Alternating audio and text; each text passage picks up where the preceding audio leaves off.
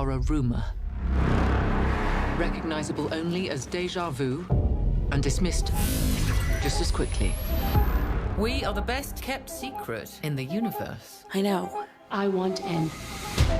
Hello and welcome again to another installment, I guess, of Film Seizure at the Movies. I am Geoff Arbuckle. Today I've got for you the new Men in Black International starring Chris Hemsworth and Tessa Thompson, Liam Neeson, and all. So I'll get a little bit more into that here momentarily. First and foremost, do a little bit of housekeeping. New episodes of Film Seizure, the regular every week podcast, can be found on Wednesdays with myself and Jason Oliver.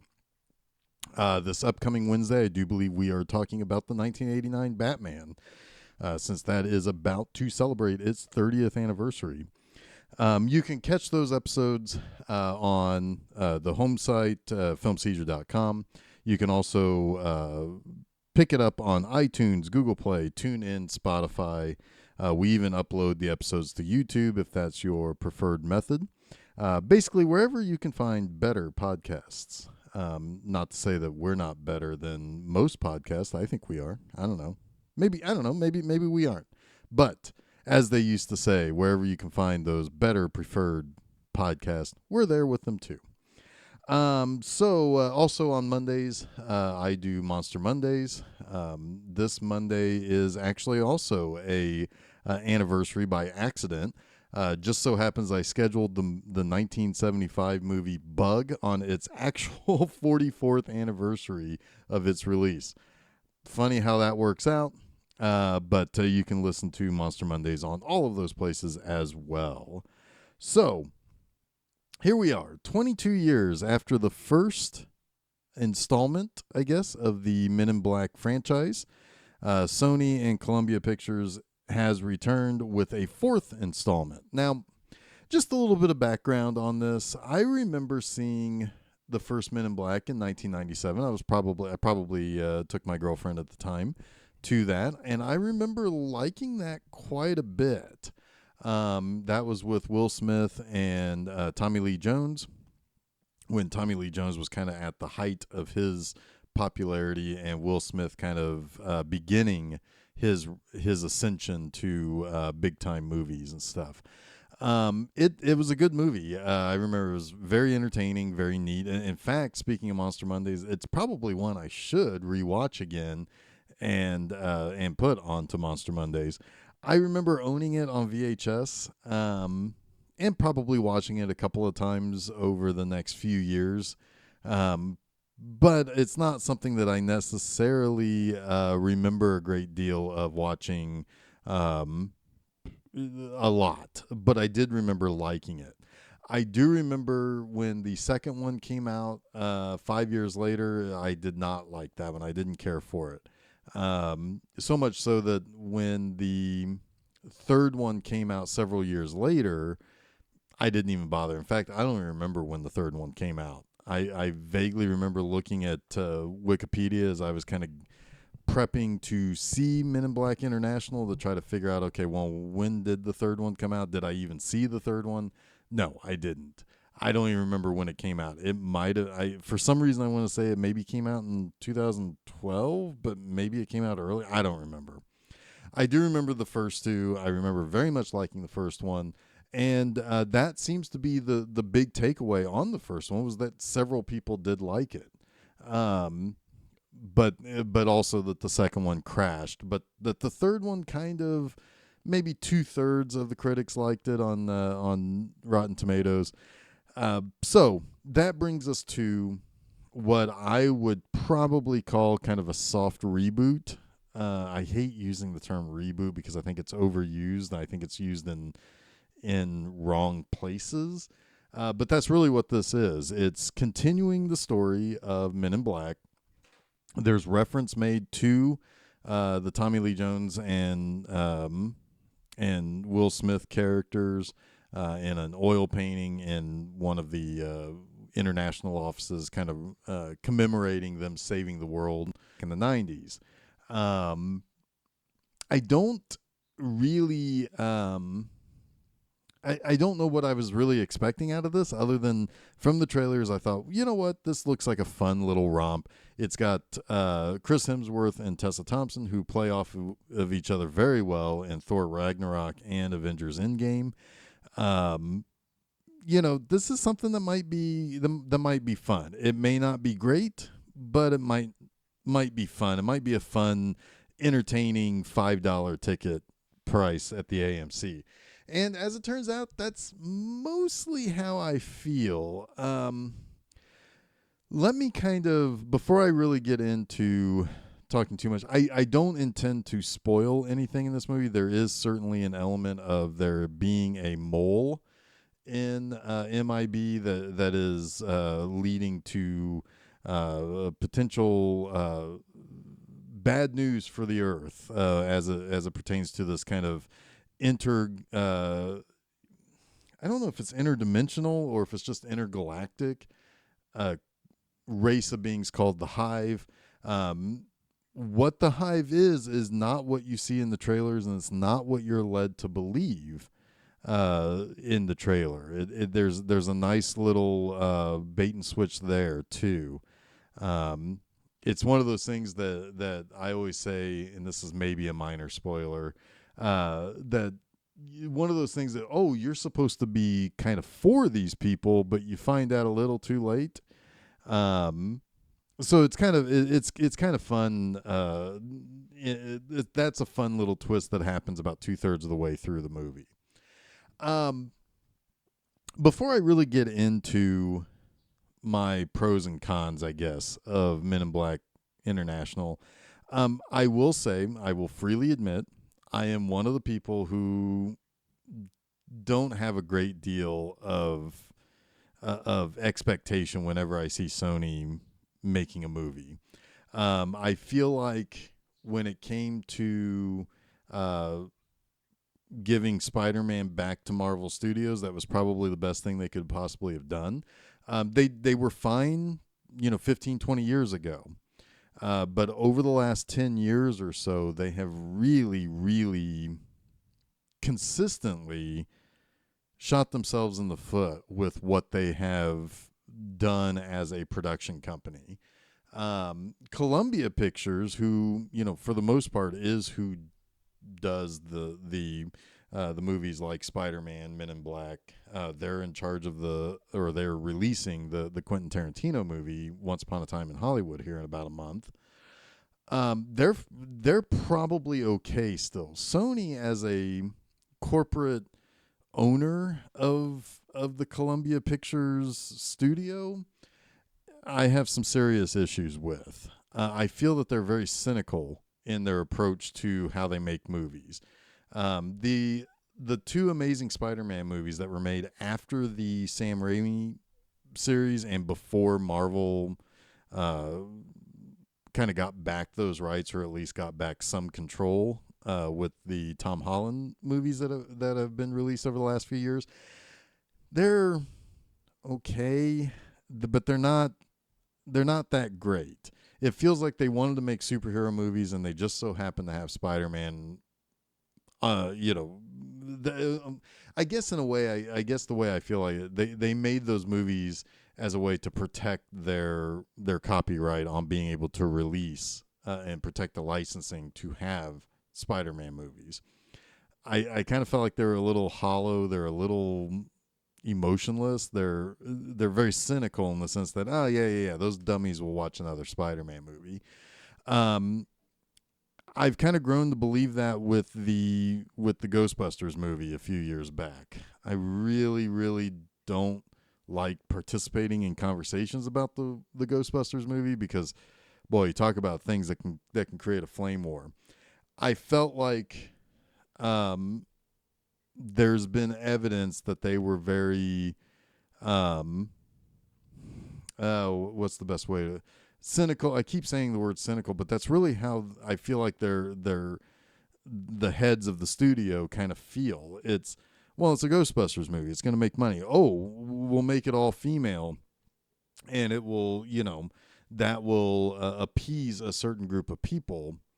that want there to be more female or more diverse roles out there. And I mean, I have no problem with an all-female cast. I don't have a problem with that movie in particular. I will say, though, that I quickly found myself just a couple of days after seeing that movie not really remembering much about the movie.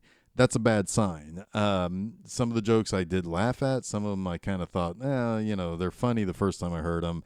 A fart joke's a fart joke. A queef joke's a queef joke. But it's, after a while, you kind of forget why that was funny. And the second time you see it, the more you think about it, the more you think, it's not that great. I feel like if you wanted to have a movie that was like that was new and kind of breathing new life into that property, the fans deserved better. The people that you wanted to appease and bring in that female audience deserved a little bit better. I don't think Sony cared. The fact that they hired a director that would eventually ultimately direct the movie by throwing out the script and letting people riff, that's a Sony thing, man. You see it in those stupid Adam Sandler movies they released. You see it in a lot of stuff that they try to promote, but ultimately it's hollow, it's lifeless, it's soulless almost. And there were times, and now I'm going to bring it back to the Men in Black International movie here. There were times where I felt that.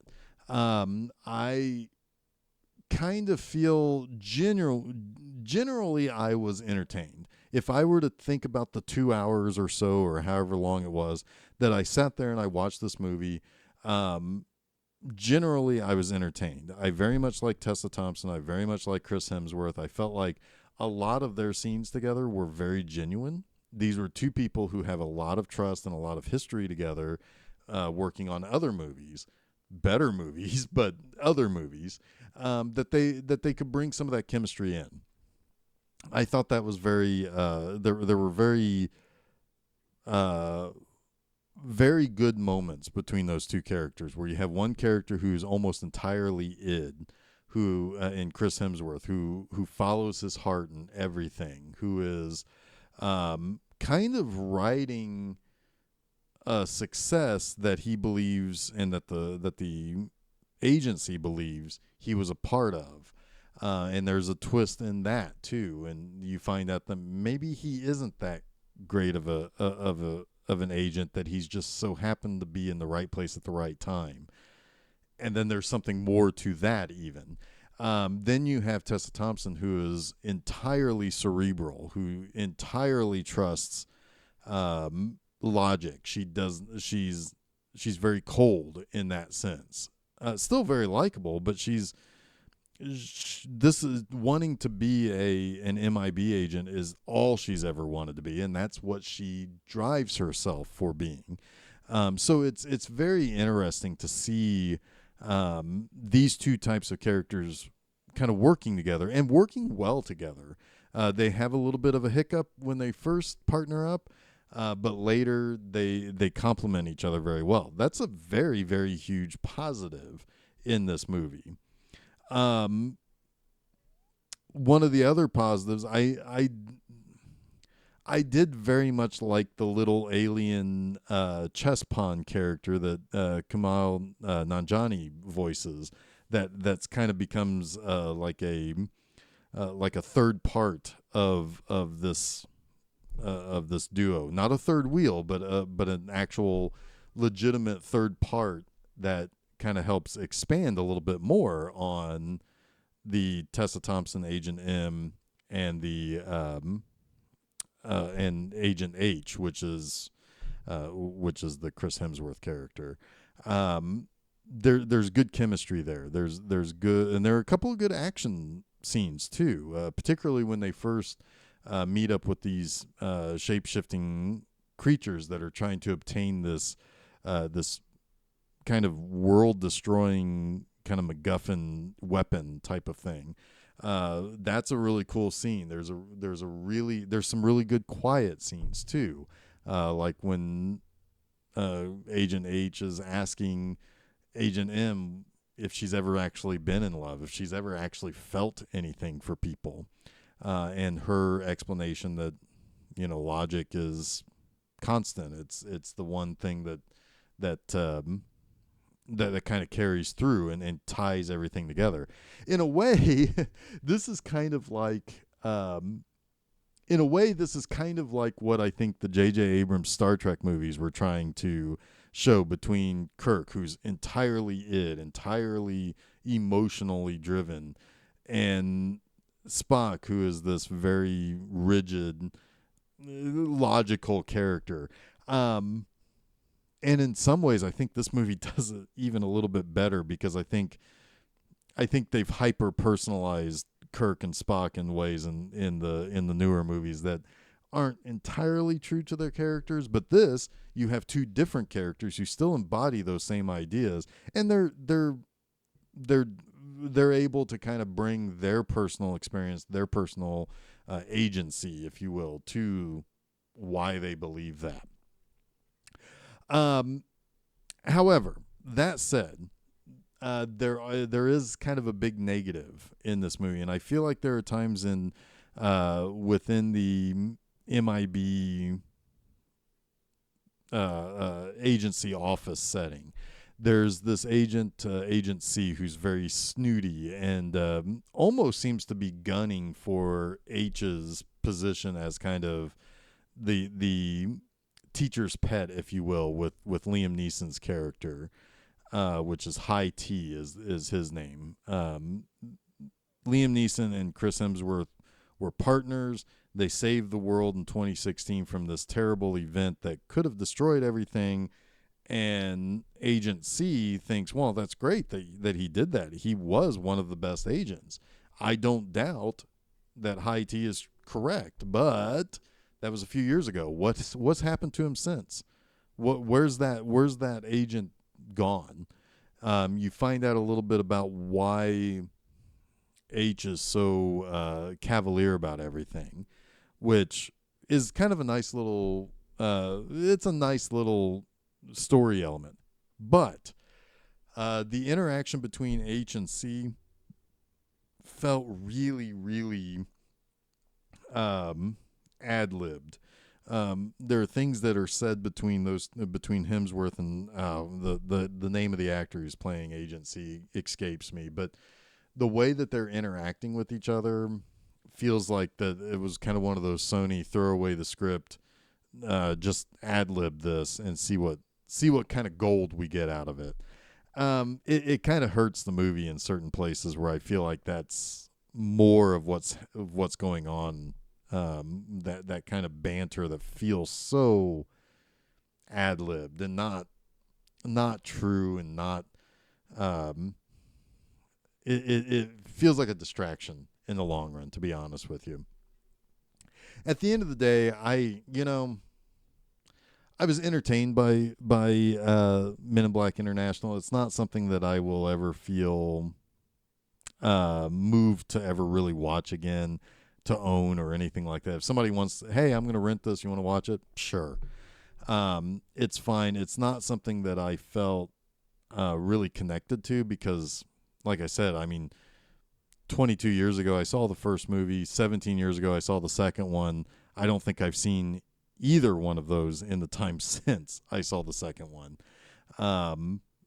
Even though I really liked the first one, it's not a series that I feel like, ooh, this is big time. This is something I've been waiting for, the return of Men in Black.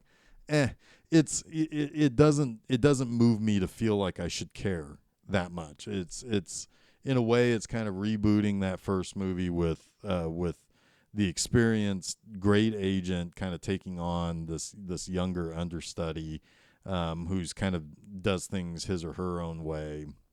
It's really just kind of retreading some of that.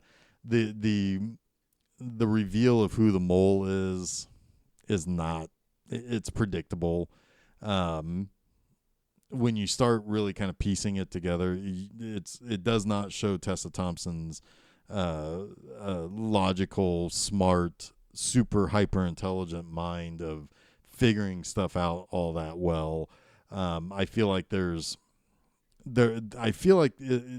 if you would have, I guess maybe if you would have shown her being more what we're told she is, this really smart, this really hyper intelligent, very logical person who puts aside all of her heart to sit down and solve a problem. If we would have seen a little bit more of that at the beginning and kind of shave off some of the inner office politicking that kind of felt like it was ad-libbed, I think this movie would have been a little bit better. I think that it's fine that we're told that Tessa Thompson's this really super smart person who can figure things out very easily. The reveal of who the mole is inside the MIB organization doesn't really pay off very well. To kind of, I mean, it's very predictable. Two, it doesn't show her actually doing what we think she should be doing until we already know, we realize what's going on, and we realize how it's all set up. You just get a couple of looks where she's like, wait a minute, but you don't see her actually like being adamant that something's not right, something doesn't add up, and that's really kind of a disservice to this movie. So in the end, if you want to rent it when it comes out on digital or at the Redbox, it's worth it. You get some entertainment out of it. It's not a movie that I feel is particularly great, and that's unfortunate because you have two actors who could really carry a series, and it's not there. It's not as much there as it should be, is what I should say. But you could do a whole lot worse. And you know, there are Sony movies that are a whole lot worse. Go find an Adam Sandler movie. You could do a whole lot worse there. I will say though that I am at least did not see a whole lot standing out as far as the hallmark of a Sony movie where there's constant product placement. I think they do a little bit better in this movie than they normally do. So I guess that's one positive also. But I mean, if you really like Chris Hemsworth, if you really like Tessa Thompson, this is not going to disappoint you from them. There's a lot of the stuff on the outside that you're going to want a little bit more of. You want to know a little bit more about their characters, particularly Tessa Thompson's. I feel like you get far more about Chris Hemsworth's kind of cavalier attitude than you do really truly understanding how incredibly smart Tessa Thompson is. And that's, again, it's a discredit to the people that you might be trying to reach out to. They deserve to see her be a little bit more intelligent, a little bit more figuring stuff out, seeing why she's so special, not being told that she's so special. So anyway, fair to middling. I mean, it's kind of one of the worst places a movie could be. I mean, I would almost rather this be a terrible movie than it being just kind of fair to middling. Firing on certain things, but misfiring on a lot of other things. So that's my 2 cents on this. What's funny is that there's another movie that came out that I also saw this weekend, Shaft, another reboot, but I think handles its characters in understanding who these characters are better than this. Also, if you would have told me that there are two movies that Shaft and Men in Black International came out in the same weekend, and one of them was directed by F. Gary Gray, I would be surprised to learn that it was the Men in Black movie that was directed by him. Real quick, if you want to know what I thought about Shaft, again, you're dealing with a character who's entirely id versus another character who's entirely self-sufficient, able to figure things out on his own. A clash of generational type of carrying themselves. And it's I really, really liked Shaft a lot. It's getting slammed in reviews. I think a lot of the reviews are really kind of missing the point, that you know, what are you gonna do? You gonna watch safe blaxploitation movies? I don't think so. I would, if you are at all interested in Shaft, especially if you're able to get into an R-rated movie, I guess that would be the movie to go see this weekend. Men in Black, just rent it when you get home or when it gets to home video. Anyway, that's my 2 cents. Again, new episodes of Film Seizure can be found every Wednesday at filmseizure.com. Hit us up on iTunes, Google Play, TuneIn, Spotify, even YouTube. No video, but you can at least get the audio of our various things that we release. New Monster Mondays every Monday, and Film Seizure at the Movies when something comes out that's worth talking about. Lastly, you can follow us on Facebook and Twitter at Film Seizure. You can also hit us up at filmseizure@gmail.com. Let us know what you thought of these movies that came out. If you enjoyed Men in Black quite a bit, if you think that this is worthy of carrying on the series, let me know. I'm curious to hear what people thought. If you saw Shaft and you liked it, let me know. I'm a huge fan of blaxploitation movies.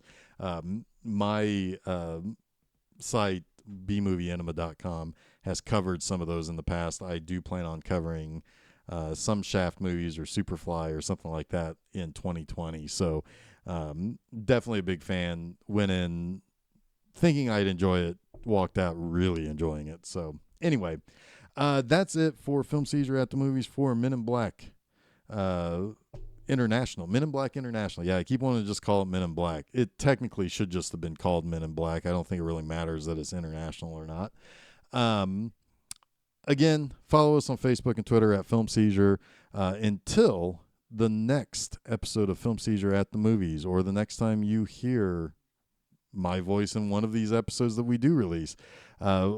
Just save me the aisle seat, and I'll see you later. MIB, you Carillion scum. And FYI, your little club here sucks.